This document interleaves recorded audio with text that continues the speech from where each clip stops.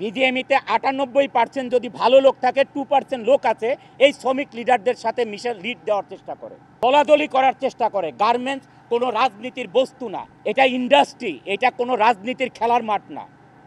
এখানে আওয়ামী লীগ আসবে, বিএনপি আসবে, ও আসবে, সে আসবে, এটা নিয়ে পলিটিক্স করবে, এটা কোনো রাজনীতির মাঠ না, এটা কর্মসংস্থান, এটা ইন্ডাস্ট্রি।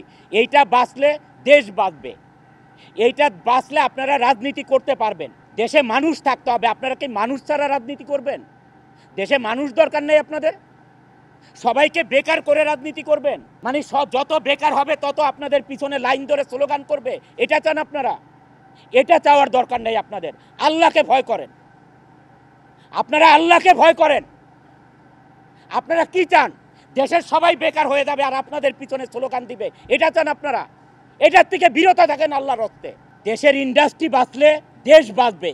যেই দেশে ইন্ডাস্ট্রি নাই ওইটা ফকির দেশ। আমাদের দেশে পোর্ট আছে, আল্লাহ তাআলা দিয়েছেন, এটা মানুষের গড়া না।